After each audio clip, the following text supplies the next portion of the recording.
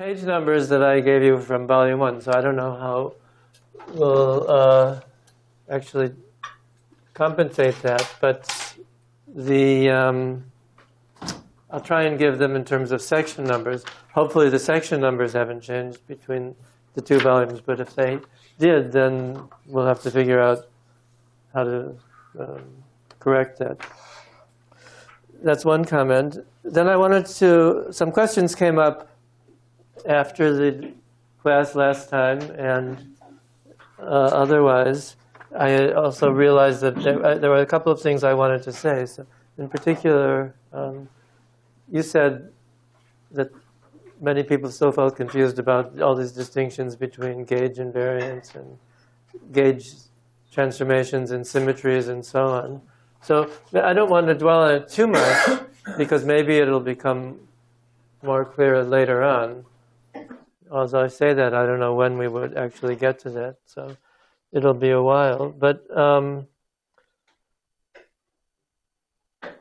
let me just say a couple of things, and then see that I had wanted to say anyway, and forgot to say, just very short things. The first one is just a sort of point of view on what, so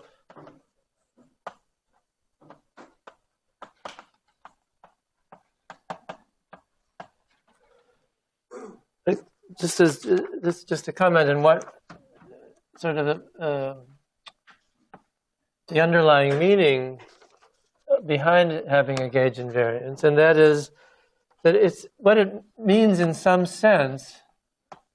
This is not sharp exactly; it's more of a philosophical nature, but maybe it helps to guide thinking about what it means. Is that the points of the manifold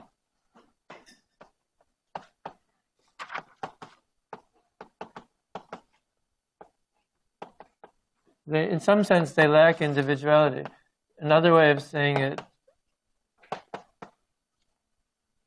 is that they're just carriers for the other things, for the dynamical, in this case, for the dynamical and the background variables. They're just carriers for the other structures.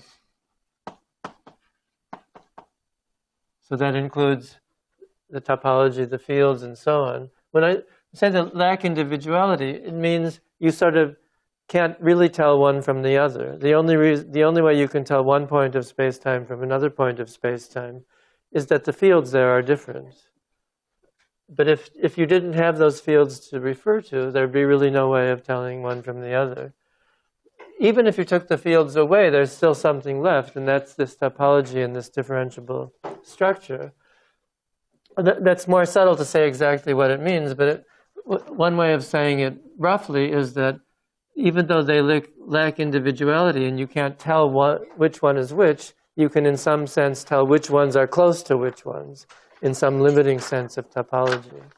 But the fact that we have the diffeomorphism invariance, if we regard that as a gauge invariance, basically can be viewed as the statement that the points, well, just what I said here, that intrinsically you can't tell one from the other. If they carried coordinates, for example, that would, if there was a real physical coordinate system laid down, then of course, and that was part of the structure of the manifold, then of course you could tell one from the other because you could just look at the number. Okay. So that's just another way of thinking about what the underlying meaning is. And another way of saying, another thing that's true of gauge invariance that also helps to elucidate its meaning is that it means that in some sense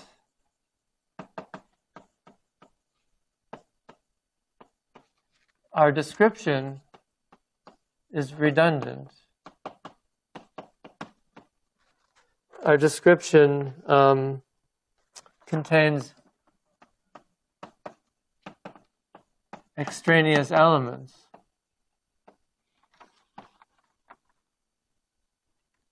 And it's those elements which change when you perform a diffeomorphism. So we're describing the same physical situation in more than one way. And since you might ask, why are we forced to do that? That's an interesting question. Why is it somehow easier to describe objects in space-time and the objects that general relativity deals with in this redundant way, or why is it easier to describe the electromagnetic field in terms of a vector potential, which has redundant information, gauge information, than it is to describe it directly in terms of gauge invariant things? That's probably a deep question, but in any case, and it has something to do with locality, is what experience seems to have shown. But in any case, it's an aspect of gauge. It's another way of thinking about what gauge invariance means. Okay, so those are just sort of remarks more at the level of intuition or philosophy. Now, was there any... Then I want to say something a little about gauge invariant versus symmetry, and then go on, return to cosmology. But was there some... If there was some more sharply formulated form of the confusion that seems to have percolated through people's... then I could try and address that also.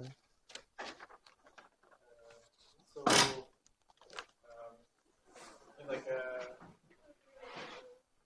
a traditional gauge theory, right? You need only a connection, whereas in general relativity, you need both the metric and the connection. Oh, that's a different issue. So we haven't got... Of course, we haven't defined those things yet, so maybe you should raise the question again when we have. But most of you know. So you're talking about the connection, which is represented either by the Christoffel symbol or by a covariant derivative symbol, versus the metric, which is represented, say. Maybe, is that? Maybe a more vague way of asking it is there's sort of a connection or a... You're saying that you're thinking about the parallel or lack of parallel between ordinary gauge theories and relativity, right? And you're saying that the vector potential corresponds to this, and whereas there's nothing to correspond to that. Is that the... well, I mean, they're related, obviously, in general. Right, in general relativity, actually, this one implies this one. So once you know the metric, then you can deduce the connection from it. Right. But maybe the point, if this is helpful, then maybe let me say that gauge invariance pertains, in the case of the ordinary flat space gauge theories, it pertains just to the vector potential. In the case of relativity, it pertains to all of these. And furthermore, anything else that might be present. So there might be some spinor fields, or there might be some scalar fields, or there might be some world lines of matter, and so on. And there might be, well, a whole bunch, anything. So the gauge invariance acts on all of them, just as here it acts also on the charged fields. But it doesn't act on the uncharged fields. But here it acts on everything, and it acts in. But the big difference is that here it acts locally. Right? The gauge transformation says, for example, for A, that A goes to A plus the gradient of some field. So that's a local. So A of, if you put in the arguments here, it's A of X is transforming to A of X, and it only needs to know the gauge parameter here in the neighborhood of X. Whereas here, it's transforming non-locally. So that's a crucial difference. So A of X, if you want to know what the new, if you want to know what the GAB prime of X is, that comes from the old GAB at some other X, some other Y, which is in general not the same point because you're moving points around. So this is a more complicated form of gauge invariance. And that, at a technical level, that causes a lot of grief for, say, quantum gravity. That sort of explains what you meant by what locality has to do with this. You said that in passing. Oh, what I said in passing was that you can, this was related to the flat space gauge. It wasn't this. So in the case of relativity, you don't recover. It would be wrong to say that you recover relativity by passing to the gauge variables. In fact, we don't even know what the gauge invariant variables are in gravity in any simple way. I don't think it's possible in general to name in a simple way anyway, a set of variables that could replace this and would be manifestly gauge invariant. Whereas in the case of electromagnetism, we can. Those are these so-called Wilson loops. I said this afterwards in the discussion with some people. Or holonomies, as they're called. They're the net phase, e to the ix dot dx, integrated around some loop. That's, you could think of as a kind of interference, a phase that occurs in an interference experiment like the Aharonov-Bohm effect and so on. This thing is actually an invariant.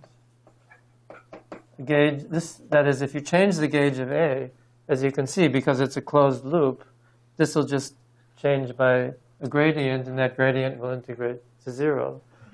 So if you know for every loop, if you know the value of this so-called Wilson loop, if you know the value of this holonomy element, then you know fully the gauge field.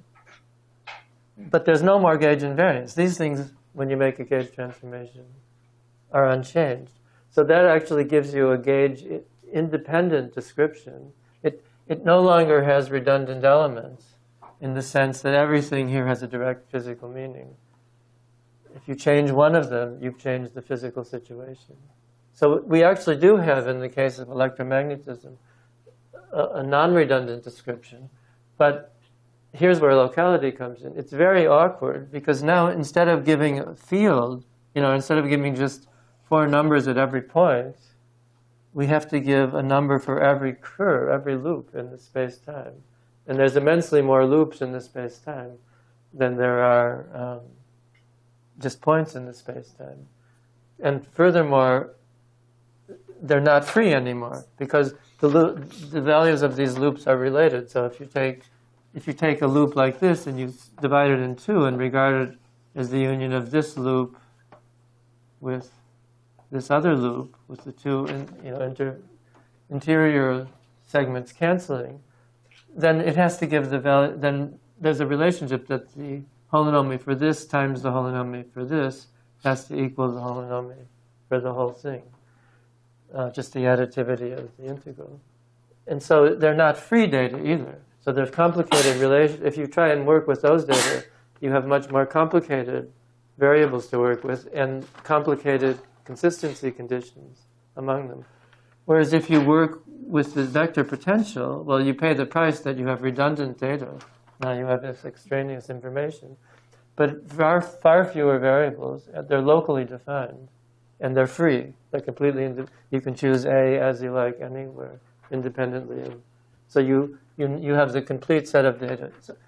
So somehow that's why people use this, right? So the description is much easier, even though from a physical point of view, it's less satisfactory than this kind of description. Yeah. I have a question about the first point.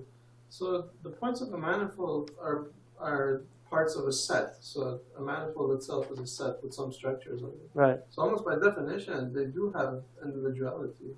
So well, that's a good question. Yeah, go ahead. So did you mean, was this a question of different coordinates being on the points, or? No. So when I say they lack individuality, that means, if you like, it means that if we take the physical situation, whatever it is, say a gravitational field and blah, blah, blah, and some electromagnetic field, some particles moving through, whatever that physical, if you take that physical situation and shuffle around the points of the manifold, just swap them with each other, but in such a way that you leave the field on top of them unchanged, that you haven't changed anything, right? That's what it means. If the points had a true individuality, then just exchanging 2 of the points would already change the physical situation. So it's like they're in some sense they're indistinguishable in the same sense that identical particles are indistinguishable from each other. Just changing the labels on them does nothing, or changing their actual.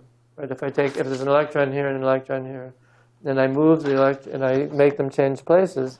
In the end, I have the same physical situation. because the electrons in that same sense don't have an individuality.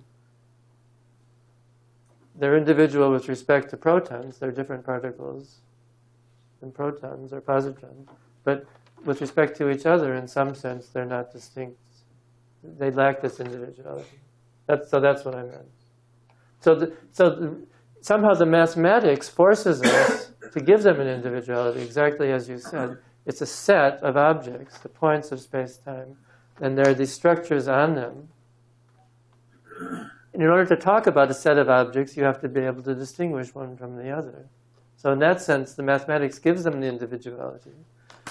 But since the physics does not, and that's what the gauge invariant is doing for us, it's correcting the mathematics to be closer in touch with the physics. It's forcing us not to talk about things that the mathematics would let us talk about that have no physical meaning. Like which point is where, which point of the manifold is where. Okay.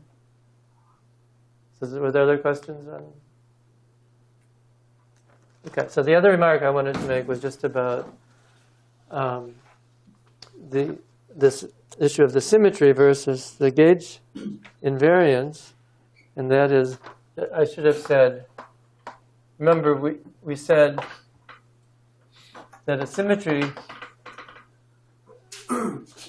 transformation takes place when some subset of the whole universe, when basically you apply a gauge, what would have been a gauge transformation if done globally, you apply it locally, quasi-locally, to some subset, some subsystem, and you don't apply it to the remainder of the universe.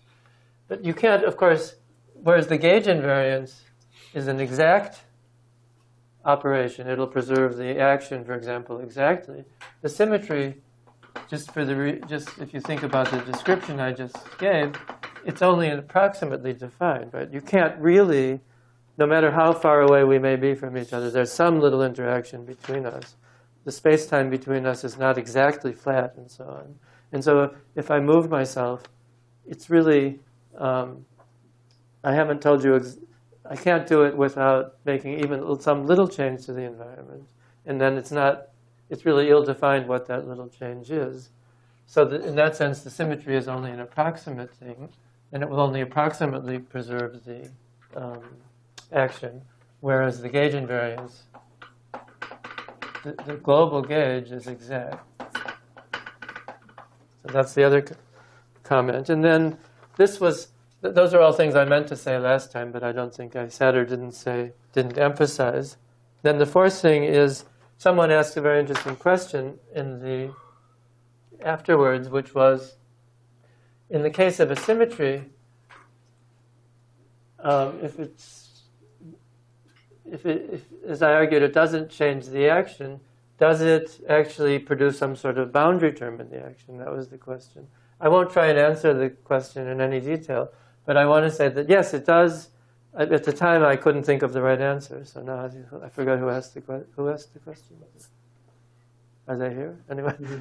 Oh, you asked the question, right. So I think the good answer to that is yes, it does, if you apply it in such a way that it even locally changes the situation. So what you have to do is you have to, let me just say these words, and then it may resonate with those of you who have a certain familiarity with even classical mechanics. So you have to think of applying this gauge invariance to an entire history, or the symmetry operation, to an entire portion of a history. If we were to take the whole thing and, say, translate it with respect to the environment, well then the action, except for these small inexactnesses that I referred to here, if we can make this approximation, the action then doesn't change. But if you apply it, I'm thinking here of a translation, if you apply this particular operation, this transformation, which would be locally like a gauge transformation, if you apply it only to the future part of the history and not to the past, So here we just put the identity. We don't touch the past portion, and we do apply it to the future portion. And if you assume that the original configuration satisfied the equations of motion, that's a big assumption, then the resulting change in the action is a boundary term. And in fact, it's basically, so I'll just write it schematically, where dq is a transformation of the final endpoint. So this is a formula you might know from classical mechanics. If you take a world line, which is a solution of the equations of motion, you hold the initial endpoint fixed, and you displace the final endpoint a little bit by dq, that the change in the action is p dq. And in fact, this is the most fundamental way of defining momentum, I think, in the Hamiltonian theory, or in a theory defined by an action principle. So is that familiar? At least some people have seen this before, maybe. Is it like, that's Hamiltonian? Well, there's no Hamiltonian here. I haven't introduced a phase space or anything. I'm just working with the Lagrangian. So this S is just the integral of LGT along this world line gamma. So this is, you can of course introduce P by introducing canonical variables, and then it becomes a canonical variable. But this statement I'm making here doesn't require you to do any of that. It just gets the momentum directly from the variational principle, from the action functional S. And it leads, so the issue of conserved quantities in gravity is a very troubled or very long story. But if you interpret this right, then it leads you to a formula for conserved quantities corresponding to symmetries at infinity, corresponding basically to flat space symmetries. So the 10 conserved quantities that you have in Minkowski space are also present for asymptotically flat regions of subsystems, or regions of space-time. And you can get the value of those conserved quantities by an analysis like this. Okay. But that's presupposing a lot of stuff we haven't really defined yet. But this you can understand just if you think of classical mechanics, just world lines, not field theory even, and it's a useful formula to know. But anyway, that's how I would answer the question. So if you take a portion of history and you apply the symmetry to the whole thing, the action won't change except for these tiny corrections. But if you apply it just to the future portion and not the past, and I haven't told you what to do in between, right? But it doesn't matter, because when I'm at a solution of the equations of motion, the variations I do in the interior are zero by definition of the variational principle. Right?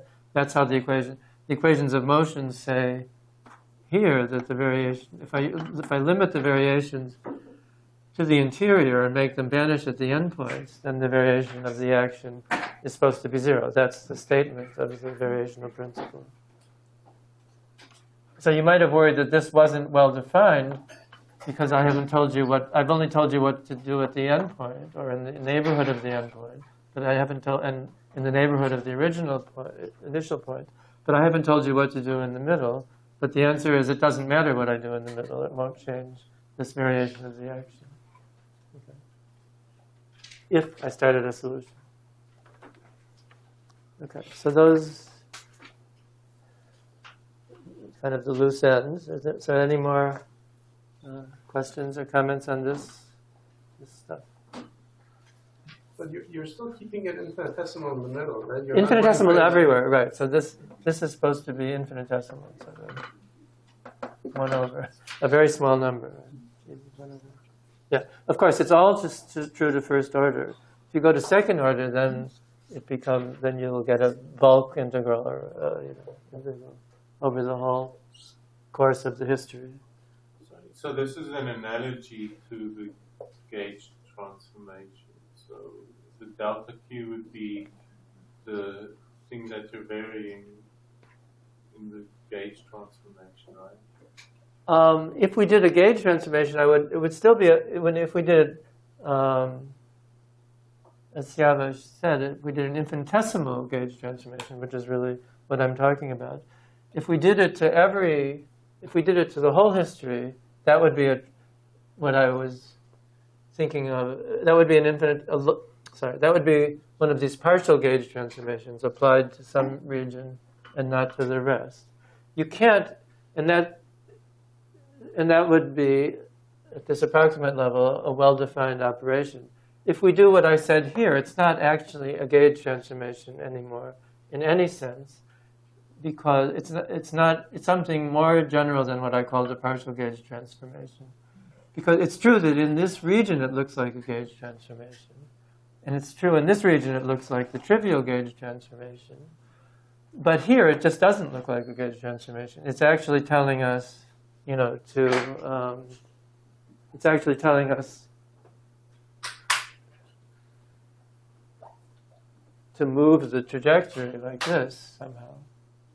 And so it started as a solution, now it's no longer a solution, perhaps. Anyway, it's definitely, it's a more drastic physical change.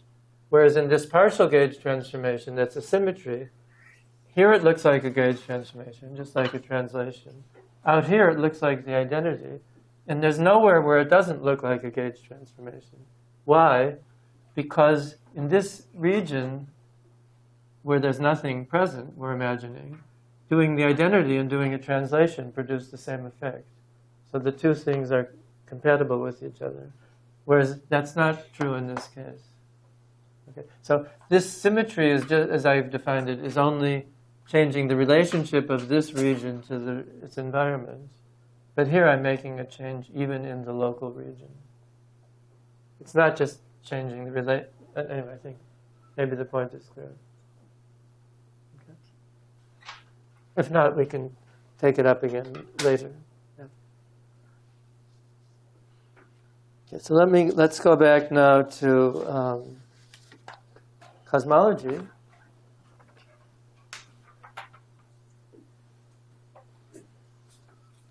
So where were we? We were doing Friedmanian cosmology.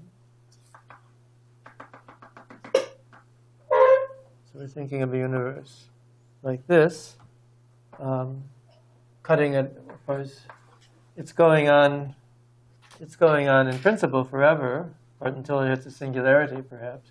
But I'm chopping it off at some point, so we'll have a finite action, and we can talk about variations in the action to get the equations of motion.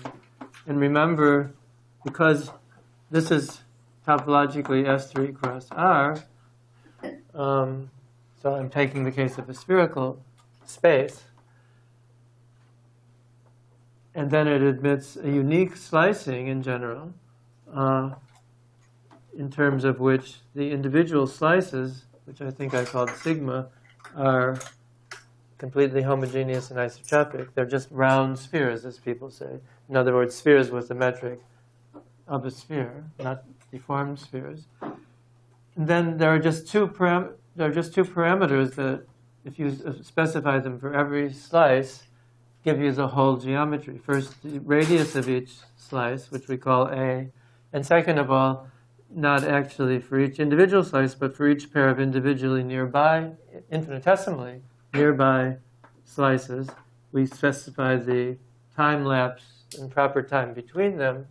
That's called d tau. Those two data together specify the geometry fully.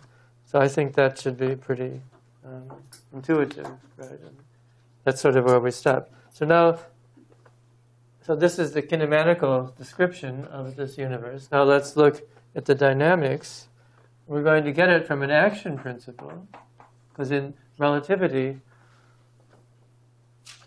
you can't quite it's important not to overstate the case.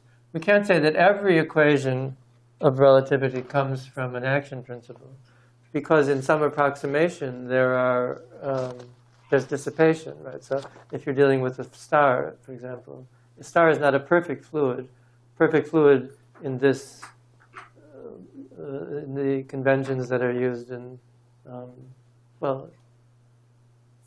certainly the conventions that are used in relativistic hydrodynamics, perfect fluid means one without viscosity and without heat conduction, no dissipation.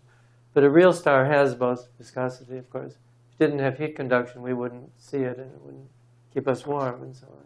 The sun wouldn't keep us warm. So it has those. But if you ignore those, then it's called a perfect fluid. And in that approximation, we can use an action principle for it, and we can use an action principle for other things. But if we want to take into account viscosity, then we can't use an action principle for it. So it's not true, really, that every equation we work with can be described in an action principle, in terms of an action principle. But what's believed to be true is that every fundamental equation can be described in terms of an action principle. So if you're talking about the star, well, you see dissipation, yes, because you've neglected the microscopic structure of the star. So this macroscopic approximate description has dissipation. But if we go back to the underlying quantum field theory and so on, describe the star in terms of the standard model, then we should be able to, which I wouldn't recommend doing. If we do that, then you should be able to write everything in terms of an action principle. Ultimately, I think the reason people have faith in this is because that's what we need to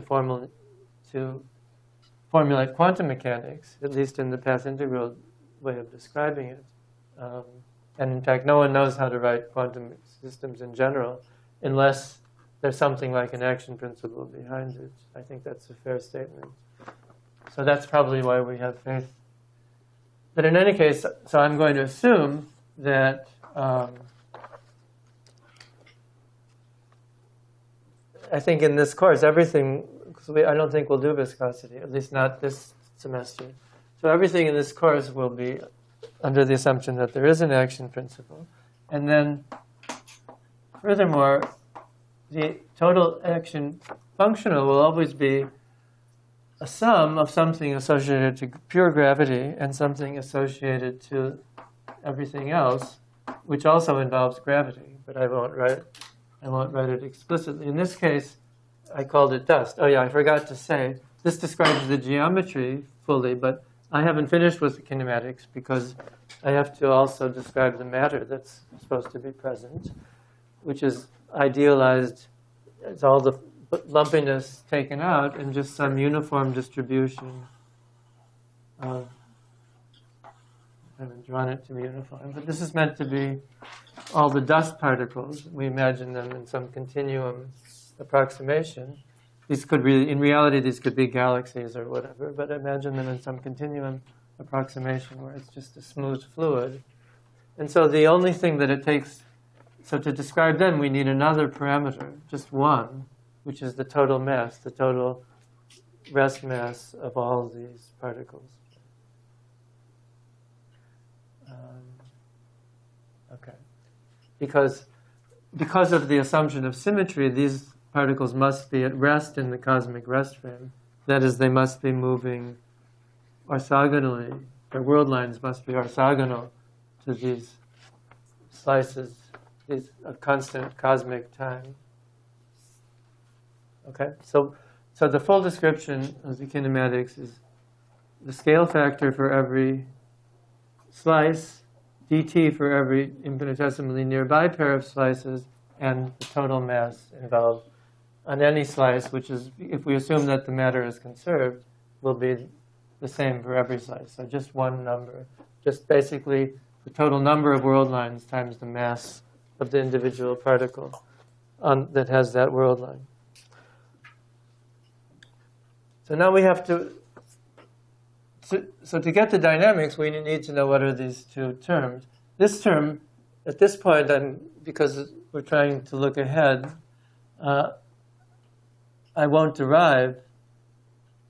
This is basically the so-called Einstein-Hilbert action, and we'll see later where it comes from. We'll try to motivate it and write the general formula for it, and then we'll come back and show what it reduces to in the case of this Friedmann universe. What I'll do today is just tell you the formula for that. But let's start with this one, because this one we can understand what the action actually is. So if you remember, I think I asked someone last time who quoted the quoted the formula. So what is the action? So we just think of the dust as a collection of particles, freely falling particles, and so there's no forces on them. And we know that for that, this is just a statement from special relativity. We know that, which I assume everyone is very familiar with, that the action is just with the signature that I'm using, which is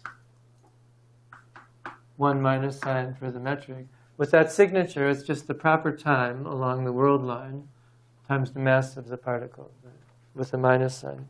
So is that familiar to everyone? Most everyone has seen that before. Right? Okay, so that's the action. So what is the action for the? So that's for one particle. So the total action for the dust is just n times that. It's minus m times n times the integral d tau. And this thing here we called m, capital M. So it's just equal to minus m times the integral of d tau. So it just, which is really, if you like, just the elapsed proper time between the initial and final hypersurfaces. So that's dust. Let's say between the initial and let's call this initial, this final. For gravity now, I'll write down the general formula.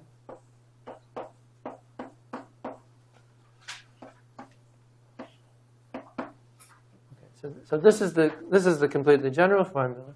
This is called the Ricci scalar. This kappa is the gravitational constant rationalized. This lambda is the cosmological constant, and this v is the volume of the region that you're evaluating, the spacetime region that you're evaluating the action for, where this kappa is sort of the one that's convenient in cosmology, and in some sense is the more natural way of normalizing the gravitation, the Newton's constant. It has this 8 pi. So if you put the 8 pi here, then you have a nice dimension-independent expression, basically, just 1/2 in front of the Ricci scalar. Okay, but what are the... Now, first of all, for the rest of this, I'm going to assume that lambda equals 0. So am I going to? No, I haven't assumed it yet. So we'll keep it for a little while.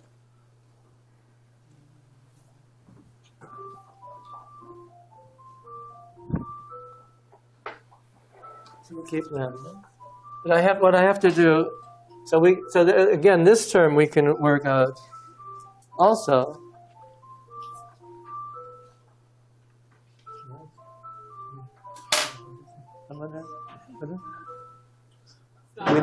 We lost them. I don't know what that is. It's not from them. Is it a phone? Anybody's phone ringing? But why is this like this? I don't know. They keep disconnecting on their side. Oh. It doesn't do that every time. No, this is the first time. This is the first time it did this. Thank God. Okay. Yeah. No. Okay. Where were we?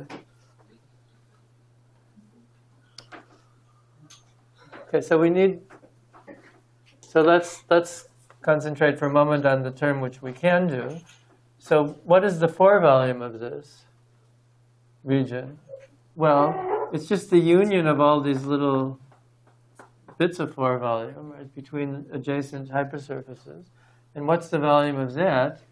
Well, the volume, how do I want to write it? The volume of that is... I guess I don't have a name for it. So, I've called this hypersurface sigma. So the volume of this is obviously, so this little bit of dV in this region is clearly the volume of the free surface, sigma, times d tau, right? Because it's just the usual formula of the volume being base times height, which is just as valid in four-dimensional geometry as it is in three-dimensional geometry. But what's the volume, and what's the volume of this? This is a sphere, remember. It's a sphere of radius a. So what's the volume of a sphere of radius a? Sorry? It's a three sphere. It's a three-sphere, a three-dimensional sphere, exactly. So it's, you may remember, it's 2 pi squared. So it's got to be a cubed because it's a three-sphere. And then the coefficient in front of it turns out to be 2 pi.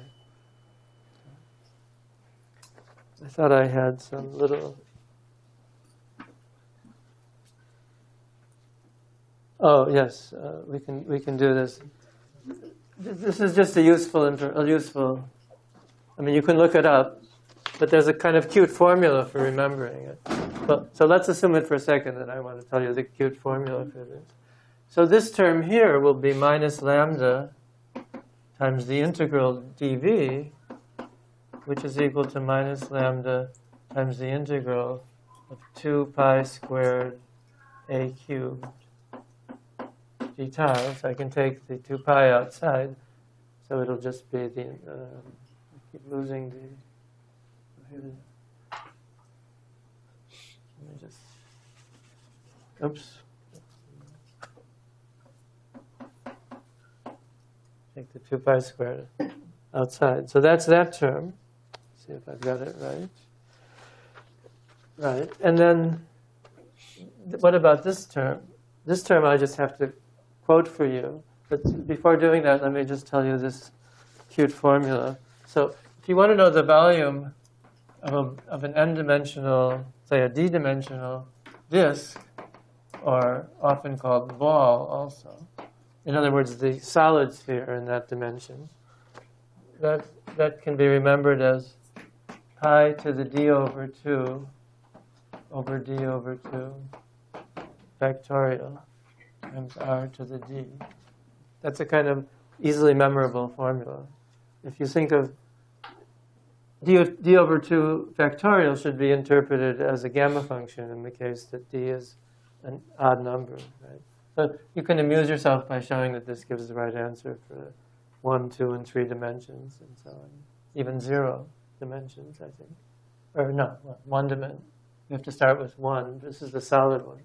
And then, well, maybe 0 too. It probably gives 1. If we put in d equals 0, we'll get 1, which is, in some sense, the volume of a point. Right? So, but anyway, you can check that it gives the right answer. Once you know this, then you can get the volume of the sphere just by differentiating with respect to the radius, right?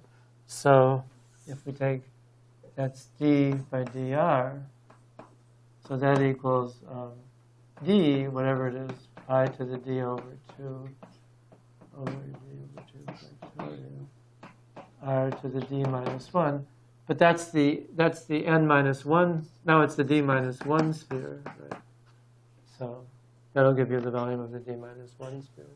If you rewrite it in terms of d, then you'll, anyway, if you work it out for d equals 4,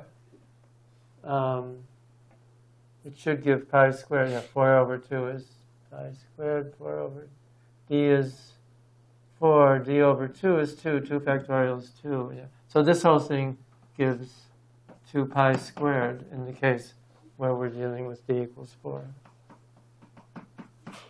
As I said, or just look it up. So the volume of a three sphere of radius a is 2 pi cubed. Now finally we have to do the have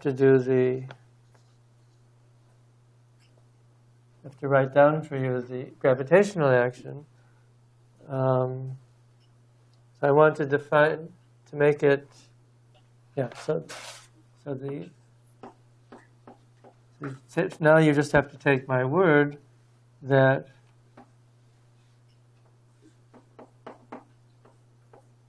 there's the 1 over kappa, of course. Now I have this funny symbol.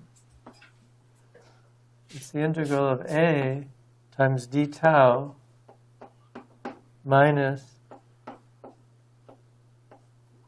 this way of writing it might look a little strange to you. I'm just repeating the cosmological constant term now, just to write the total gravitational action. Okay, so this is the...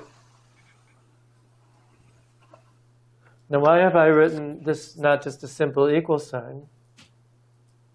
I should say, where did this scalar curvature come from? Maybe something should be said about that. So what this is measuring is, of course, curvature, meaning the deviation from being flat, being looking like a portion of Minkowski space. Now, why does this Fourier geometry here deviate from being flat? Well, there are two reasons, of course. One is that even at a given moment of time, it's a sphere and not a plane. And the second reason is that its radius is changing with time. So both of those are deviations from flatness. And so you get contributions to the scalar curvature from both of those. And that leads to sort of two terms here. This one is correspondent. Well, you can see this depends on the rate, on the change of A, and this one is present even when A is constant. This one has to do with the spatial curvature, and this one has to do with the temporal curvature, meaning the failure to be static. Okay. Now, why have I written this? Yeah. Sorry, isn't the top formula already the formula for the volume? Top formula. Which formula? So This is the volume of this is the volume of a solid ball, a sphere, in dimension d. This is in r to the d. Okay. This is the formula for the volume of the surface of that same ball. Oh, we just want the surface. So Because remember, we can think a two-sphere. If we just want to compute the volume of the three-sphere, we can think of the three-sphere as the surface of a four-dimensional ball or disk embedded in four-dimensional Euclidean space.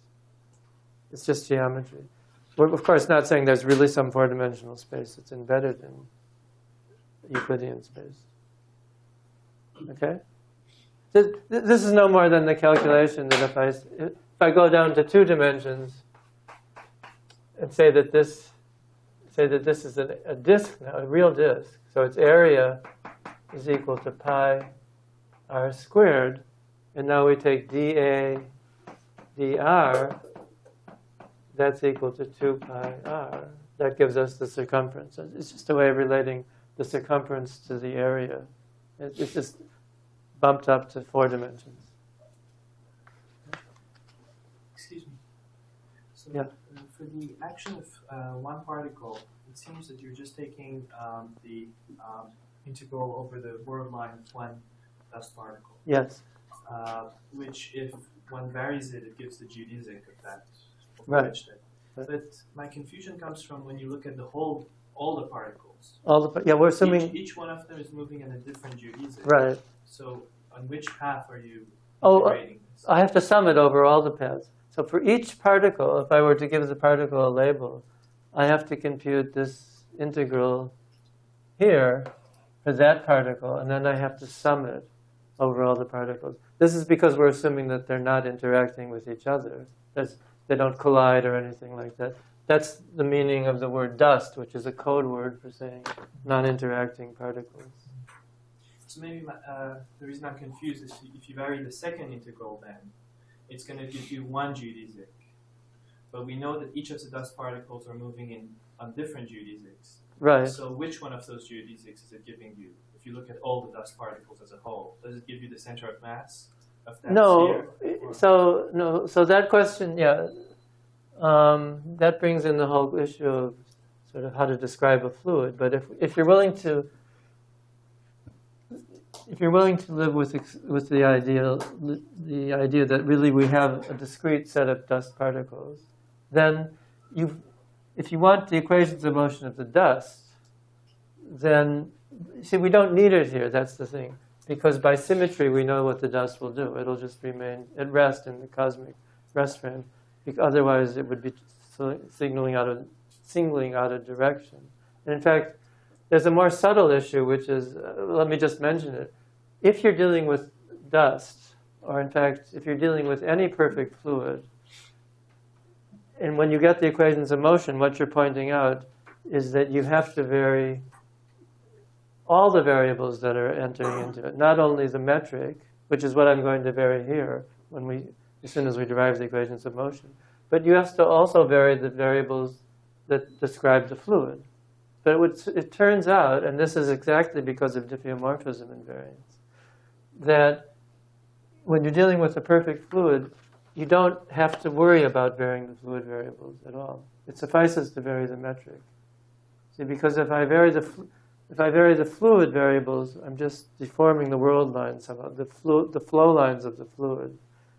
But let me perform, having done that, now let me perform an overall gauge transformation, or diffeomorphism, which brings those varied flow lines back to the original flow lines. Now, of course, I will have to apply it also to the metric, so the metric will be varied. But nevertheless, I've expressed the variation up to a gauge transformation as one in which the fluid flow lines are not varied. So I can get the most general variation just by varying the metric. So, I mean, that's really a way of refusing to answer your question. But now, but I didn't really mean, but that's a very useful thing to have in mind. But I can also answer your question. If you really wanted to get say you were dealing not with such a simple geometry, and you wanted to get the equations of motion for the world lines, then you have to vary each world line independently. If you vary that world line, you get the equations of motion for it. If you vary the world line of another dust particle, you get the equations of motion for it. Okay.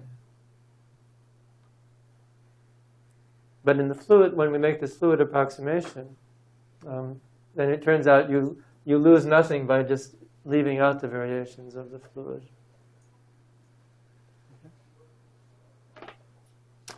So where were we? Yeah. So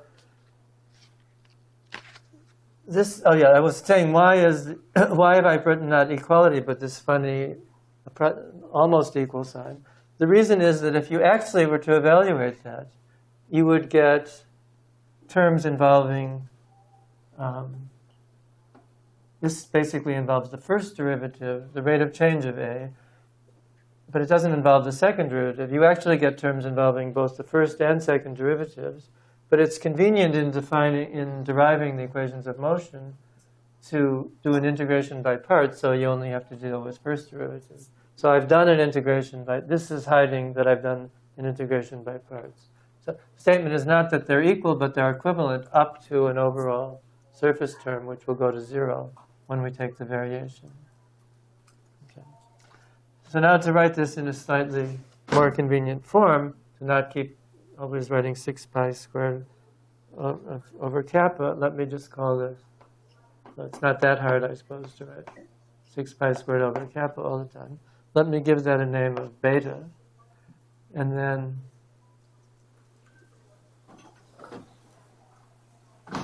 the action, the final action, taking everything into account, that is the integral of d tau times minus m plus a plus beta a. There's a beta from there. Minus beta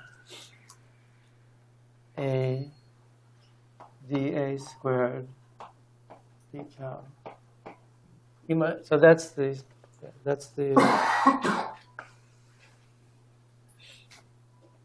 Now you might find this looking a little peculiar. What do I mean by dA squared over d tau? If that notation looks ugly to you or confusing to you, you can just you could rewrite it if you would like. dA d tau squared times d tau. You'll see why it was easy. It was convenient. I mean, if you believe you can cancel one of the d taus, then these are equal. And you'll see in a moment why it's convenient to keep it in this form. Because now quite a lot can be said. It's actually remarkable how many of the sort of characteristic features of relativity you can see already in this simple example. So let me mention. So this one this term, you see, if you look at it, it involves no time derivatives of A at all. So if we imagine this on an analogy with the mechanical system, remember from mechanics, what is the, this is just analogy, what is the action? It's the integral of L dt, and remember L is the kinetic minus the potential energy, so it's really the integral of the kinetic energy dt minus the integral of the potential energy dt. Sometimes, for some reason, this is called T. You often see it written as the integral of T minus V dt, where V is the potential energy and T is the kinetic energy. But so if we ask how gravity fits into that, well, it fits in pretty well, right? So this, of course, proper time is here playing the role of time. But in here, this would be, by analogy, since it's the bit that doesn't depend on the rate of change of the variable A. The only dynamical variable, if we think of it in this analogy, then T is like the parameter time, and A is the dynamical variable. Of course, in reality, both T and A are dynamical variables in gravity. But if we make this analogy, then the dynamical variable is A, and there's no A dots here, so this is the potential energy. And then this term would be the kinetic energy. And the analogy is basically right, except for one thing. I mean, do you see some... there's something wrong with this term, right? Because actually, I should have said that in the analogy, this is really minus the potential energy, right? It's kinetic minus potential. But what about this? This is supposed to be the kinetic energy, but what about this sign, right? It's coming with a minus sign. So the kinetic energy, it looks like a kinetic energy. It has the wrong sign. Oh, and I left out. I still meant to be carrying around the cosmological constant term. So let me not get rid of it quite yet. Minus 2 pi. I mean, 2 pi lambda A cubed. Okay. So this would actually be also part of the potential energy in that case. But you see you have the wrong sign in the kinetic energy, and that's not a mistake. It's one of the things that makes gravity different from all other fields, is that certain of the modes of gravity, what we're seeing here is just one mode, one overall scaling mode. And those certain of the modes, including that overall scaling mode, come in with the wrong sign of the potential energy, wrong side of the kinetic energy, which in some sense means that you should expect an instability. Well, we know gravity is unstable in some sense. You can start very small and just expand forever, which is fortunate for us. That's why we're here, right? Because we started very... anyway, so you can make the analogy, but keep in mind that this wrong sign sort of things. Yeah? Is it relative to say that this potential or the kinetic term is the wrong minus sign?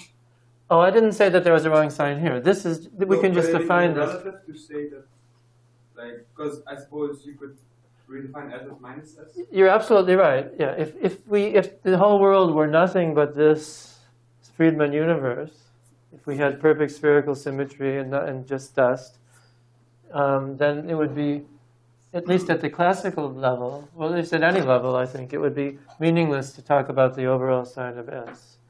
Because classically, all that happens, all we really care about is the variation of S to vanish. And quantum mechanically, all it's going to do is change the phase. I mean, it will perform an overall complex conjugation of the amplitudes, which in the end won't matter either. So that's correct. So when I say that it has the wrong sign, if you looked only at this, you wouldn't see it. When you see it is when you look at more general situations. So if we were to the simplest thing is to look at other modes of the gravitational fields. Consider, for example, gravitational waves propagating in that same space-time. Now it's no longer spherically symmetric.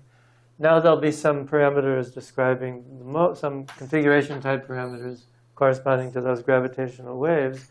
They'll occur with the right sign. So what's really meaningful is that you get both signs in the gravitational action, whereas in all other field theories, you only get the positive sign. You always get the same sign for every mode. That's it.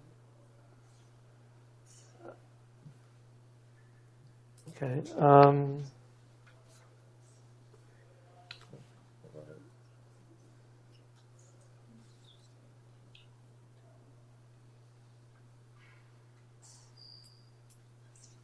Yes, and if I were to put in other fields, like a scalar field or whatever, again, like the Klein-Gordon equation or something, the same thing would happen. You would see that you would get a positive sign for the time derivative squared instead of a negative sign. But that's a good question.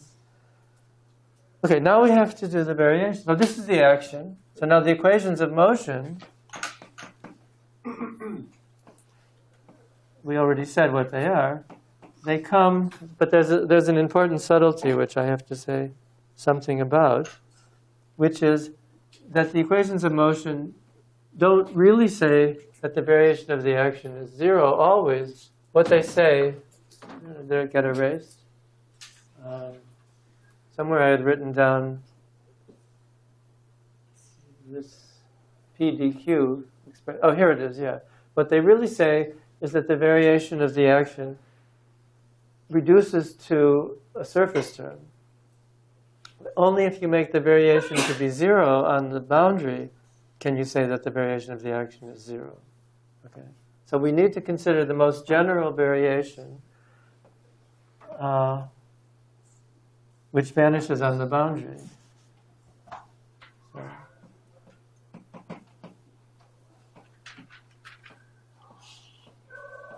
And then we have this equation that'll lead us to the equations of motion. Yeah, there was a question. Yeah. Up there you have s is equal to, and you have lambda to the fourth v.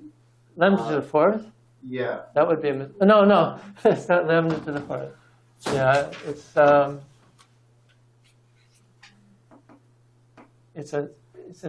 superscript on v, the 4 volume.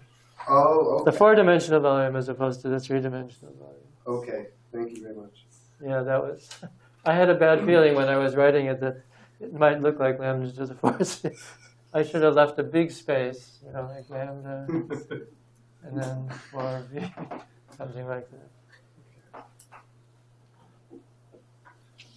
I did accidentally write lambda squared here, but I didn't remember writing lambda to the fourth anyway. Okay, so we have to make this. We have to make this variation in such a way that now we have to look at this picture in such a way that we don't change any of the physical fields near the boundary, and then we're guaranteed to have the action be stationary, that is, the first order not to change.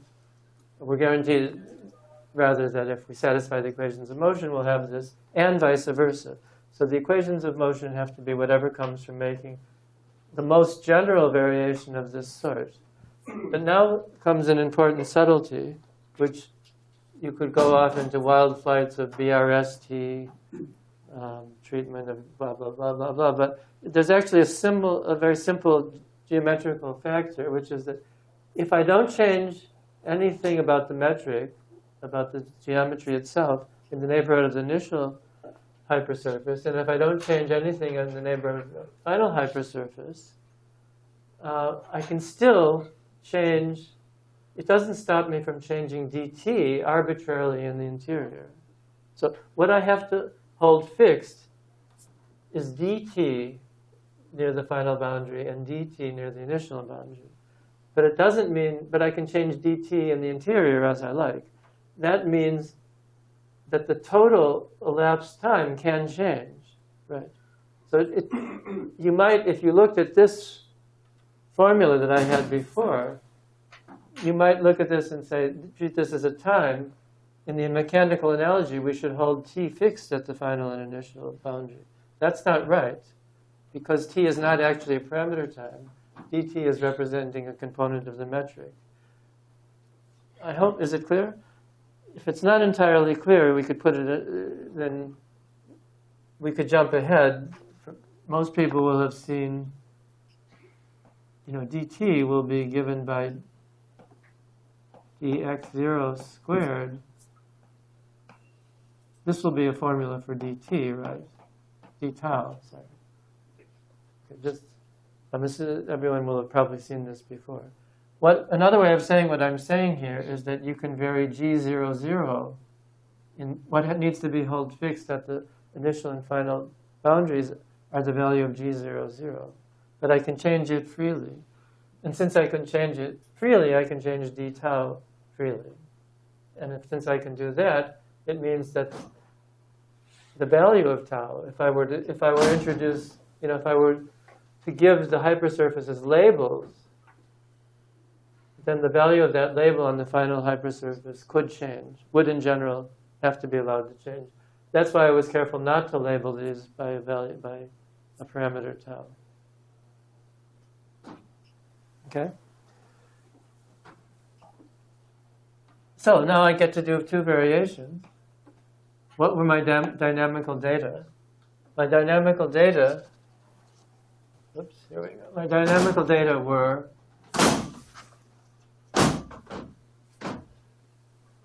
A, dt, d tau, and m. M really doesn't change because of conservation of mass, so I don't have to worry about that. And however, dt and a both can be varied freely. So let's look at what we get when we vary d tau. I keep saying t, but I should be saying d tau. So vary d tau. What do I get? So I'll get the integral. I'll get an overall term of the variation of d tau, and then I'll have. Well, here it's obvious what I'll get: minus m plus beta a. Here I want to vary. Here I want to vary d tau, so it's in the denominator. So I'll get plus beta a dA squared d tau squared. And here I'll get minus 2 pi squared lambda, just like over there, a cubed. So it's very simple. This has to be 0 for arbitrary variations of this d tau. Okay. So therefore, it just means that this whole thing is 0. It means that the thing within the square brackets are 0. So my equation of motion is actually very simple. If I rearrange it a little bit, it just says beta a dA d tau squared plus beta a minus m minus 2 pi squared lambda times a cubed equals 0. So this is the equation of motion that results, and it's with a slight rearrangement of some of the factors, it's what's called the Friedmann equation.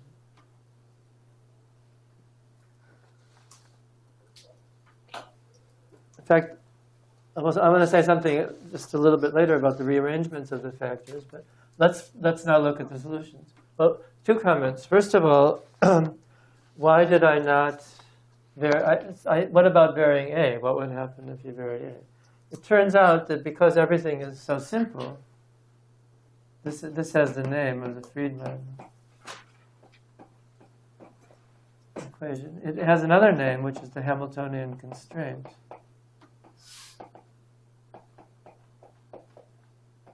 They're really the same. They're just two different names for the same thing, depending on where you thought of them coming from. But there's another equation. But because of the high degree of symmetry, it turns out that this equation has essentially all the information in it already. We don't have to bother with the other equation. So we can also vary A but I'll leave it as an exercise. Maybe I'll even make it a homework. I'm not sure if I'll include that homework, but you can convince yourself that if you do that, essentially you get nothing new. So let's look now at the solution of this.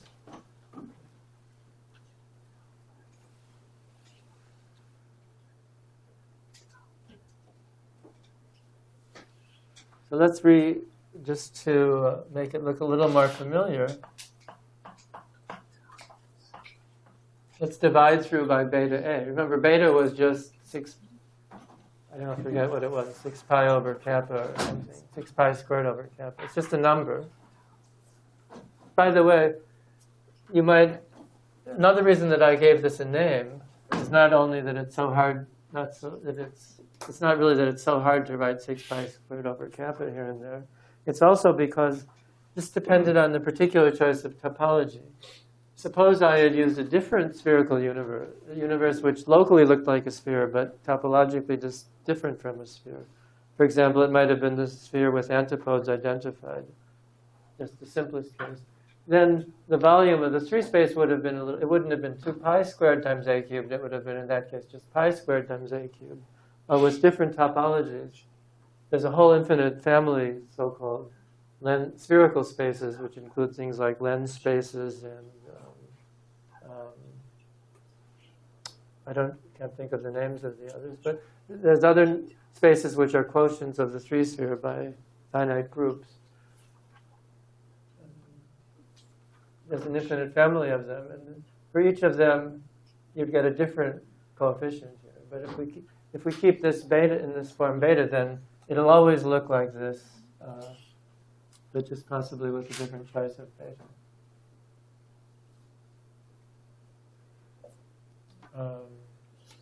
Well, I would have to change this term if there's a cosmological constant also. Okay, so what are the equations? Now, let's just look, not to try to solve this exactly yet, but just to look at sort of qualitatively what kind of cosmologies will this produce. So to do that, it's convenient to divide through by this beta A, and then we'll just get dA d tau squared minus m over beta A minus m. That was a plus. No. Huh? What do I have?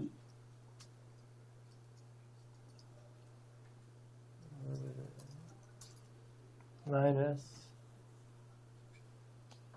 kappa lambda over 3 times a squared equals minus 1. Where did this? Yeah, so here I did something. Here I didn't, instead of keeping in terms of beta, I went back to kappa. I substituted for beta, but I didn't substitute here. Anyway, so is this right? Does that look right? Yeah. Could you explain why the kinetic term changed sign on variation? Oh, it didn't. Oh, yes, it changed sign because d tau is in the denominator. So I just varied. Where is it? Oh, okay. So I just differentiated with respect to d tau.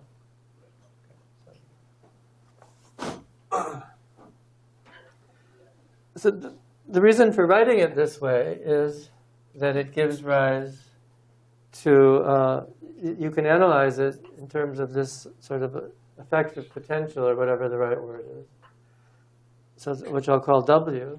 Now, just to simplify, now I will finally assume that the cosmological constant is 0, which is, of course, wrong. But it makes this analysis a little simpler. Then let's read this as a conservation. So this is just a one-dimensional mechanics problem. So let's read this equation as if tau was ordinary time, a was just distance. Then this would be up to a factor of m over 2 if there was a mass. This would just be the kinetic energy. And this would then be the potential energy, right? So the statement, let's read it as the statement kinetic plus potential equals total energy. in this analogy, of course, the total energy is -1. The way, if I want to use my usual intuition, then I have to make the kinetic energy positive. And then with that convention, then the total energy turns out, which was just coming from this term here, would be -1. Okay. So, and this is the potential, right? So the potential is just this term here, m over beta A plus minus m over beta A. And I'm going to set this to 0 now. So that's a simple enough potential. So what is minus m over beta A? It looks like something like this. This is A. This is the potential.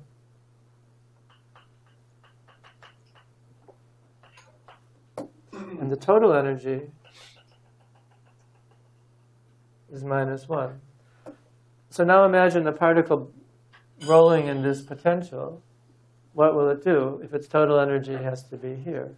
Well, if its total energy has to be here, then it has to be confined to the left of this. And it can be anywhere down here. And so clearly what it'll do is, if you go back to time being -infinity, it'll climb up here until it reaches this turning point here. And then it'll roll back down. So, what that means in terms of the space-time interpretation is that it starts at 0 size, singularity, as we know. It expands to some finite size, and then it rolls back down. What was this curve? This curve was minus m over beta A. Minus m over beta A. So what governs actually what governs how big it will be when it turns around and starts recontracting? Well, this has to equal -1, right, at the turning point here. So the bigger the mass, the bigger A will be at this turning point. So the only real parameter in this family of cosmoses is the total rest mass. And otherwise, the behavior is always the same, expanding from 0 size, infinitely fast, reaching a maximum, and going back. Yeah. How could we see that we would reach the fixed point in finite time? The way to see it, you'd have to integrate the elapsed time between. Yeah, you can't see it just from this, but it depends, of course, on how steep this curve is. Although I don't see where else it can go. I mean, since it can't go below A equals 0. No, I mean, in principle, it could basically approach the fixed point as time goes to infinity, for example. Oh, you mean it could go, oh, I see. You're worried about at this end. Yeah. It could sort of slow down and never reach it. It would do that. Well, this is just mechanics, right? So it would do that if that fixed point was the top of was a maximum of the potential. Then it actually does take it an infinite time to approach that. But if you're going up a hill that's not of 0 steepness, then you'll turn around in a finite time and come back. So it's because this crosses at finite slope and not at 0 slope.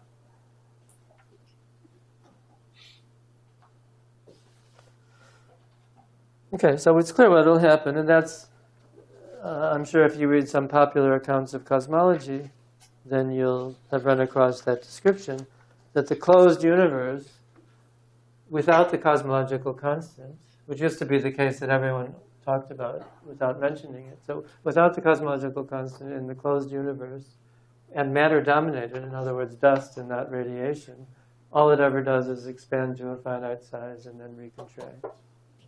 That's the only possibility. If we go and put in a non-zero lambda, then the effective potential will be a more complicated shape, and there'll be other, many different profiles that it can follow, many different kind of life histories that the universe can have. But this is an illustration. This is only meant really as by way of illustration. We're not really doing cosmology and anything like full. We're just trying to illustrate how the Einstein equations work, or how the dynamics of gravity works. Oh, and by the way, for if we were doing flat space instead of the spherical, if the spatial sections were flat and not spherical, which is, as far as anyone knows, the best approximation to the real cosmos we're in, then you would have to drop this. You would drop this term because that, if you trace it back, that came from the spatial curvature.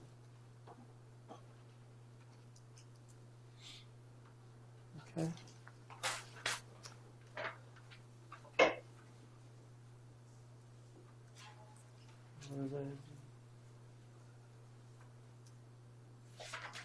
So that's about all for the cosmology. There was one. Oh, yeah, I've lost something. Oh, here it is. Yeah, I wanted to make a couple of more remarks. But that's basically it. So are there any questions on this, what we've done here? Isn't it a bit strange that the more massive these dust particles are, the bigger Yes. Yeah. Yes, I guess it is, yeah. You mean because there's more mass, more attraction, so it should be smaller. Yes, maybe. I don't know. One way of seeing it is that if you treat mass, if you make everything dimensionless by setting this gravitational constant to 1, then mass has the dimensions of length, right? Unlike in what you might be used to from quantum field theory, where you set h bar and c to 1 and then dimension, it's at inverse length. But in gravitational setting, there's no quantum mechanics going on here. So mass essentially has dimensions of length. So the bigger the mass, I mean, if there's a characteristic length, it should scale with the mass. Doesn't this come That's from the same as a black hole, right? The mass of the black hole is proportional to its radius. And that Doesn't one this over. come from the assumption of homogeneity? Because Everything here comes from the assumption. If we were to have collapse, it would not be homogeneous anyway. So all this would not be correct anymore. You mean collapse of some region within the cosmos? Collapse of matter. Collapse of the matter, right? But the whole thing does collapse, right? I mean, it does expand and then it collapses. But in a homogeneous way. In a homogeneous way, yeah. It's an overall. It's not a localized. I don't know what to say. What would your intuition? How many people have the intuition that the more mass is in the universe, the smaller it should be? And how many have the opposite? I don't think. Yeah, but, I don't think I have a strong intuition is either. the amount of mass that probably is also related to the time. Well, some notion of time that it takes for recollapse. It will, because there's really only one scale here, which is the total mass. And so, yeah, exactly. It'll live longer and it'll get to a bigger size. Yes, I don't know. There's probably some good way of thinking about it that would make it more intuitive, but I don't know what it is. And don't we have to take also into account the inertia of more mass and more inertia? That seems like a good argument. Yeah, so it has to.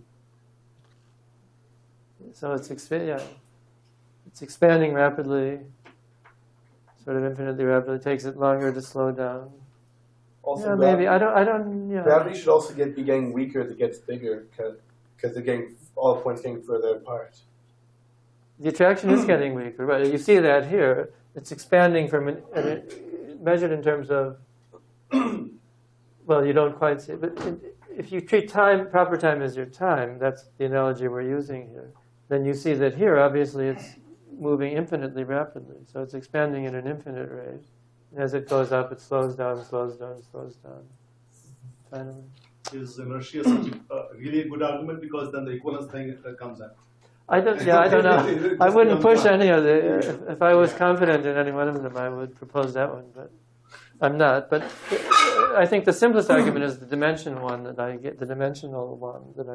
That if in the end there's only one parameter of this set of family of solutions, and if it's a total mass, then it must be a size parameter, because the only dimensional constant that's going into it is this kappa.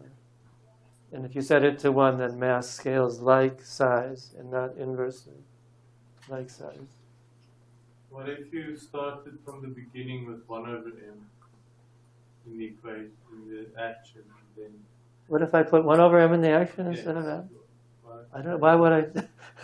Then I would be calling 1 over m m or something. I don't see it. It's any different. It's just a parameter in the action. But we know that it is the mass. Remember, we derived that term. We did derive somewhere. Right up here. Right. This thing is, that's this one this one here, that we already know from special relativity. So it's not just that I made up some parameter, I actually derived that term. This, Okay. What? because the mass is there in the potential energy term.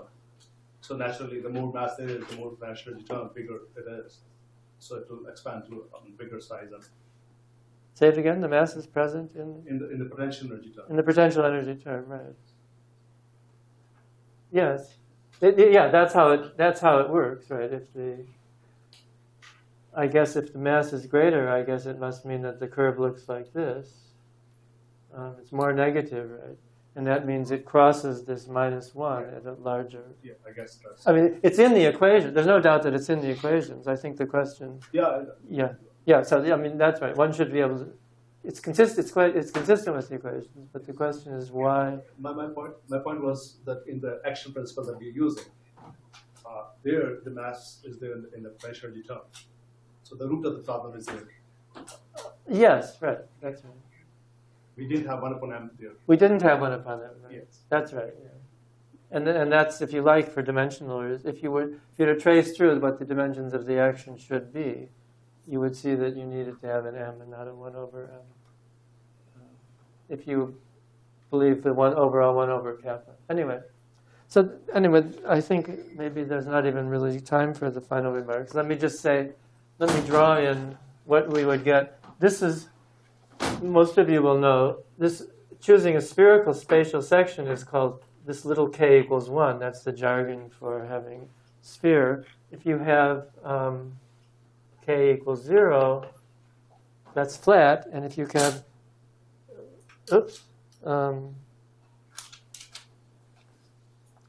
maybe I should just say k positive. That looks a little nicer than k equals 1.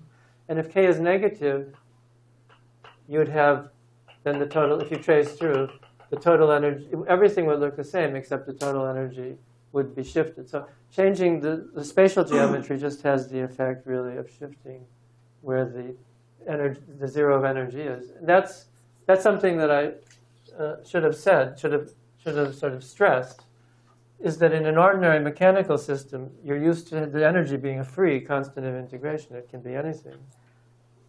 Although it can't be too negative in general, but otherwise it can be anything. Here there's no choice. The thing that's playing the role of the energy is just -1. So there's not a whole one-parameter family. Once we fix the mass and everything, there's not a whole one-parameter family of solutions with different total energy. There's just one solution. And that traces to the fact, ultimately, that in a certain sense, in a closed universe, the total energy really should be thought of as 0. In other words, this analogy is perfectly fine for analyzing the mathematics, analyzing mathematically the nature of the solutions. But if you want to think more physically about what's going on, it's better to put this on the other side and make the total energy 0. That gives rise to the Friedmann equation in another form. So next time I'll mention that other form, and then we'll go on to develop some of the mathematics that we need to go beyond such a simple case and handle generic gravitational fields. That'll mean we'll start talking about manifolds in general. So that's next time. I'll start defining manifolds, tangent vectors, those kind of things. We'll talk about, in fact, what we'll talk about is the basic structures of a space-time that it inherits from the equivalence principle. And the equivalence principle tells us that locally, this is just a little preview. So the equivalence principle tells us that locally we can't distinguish curved space-time from flat space-time. And if you ask what are the basic structures of flat space-time, you can say, first of all, it's a four-dimensional object. It's a manifold. Second of all, it's a vector space. It's a flat, in a certain sense, four-dimensional object. It has parallelogram law in addition to vectors.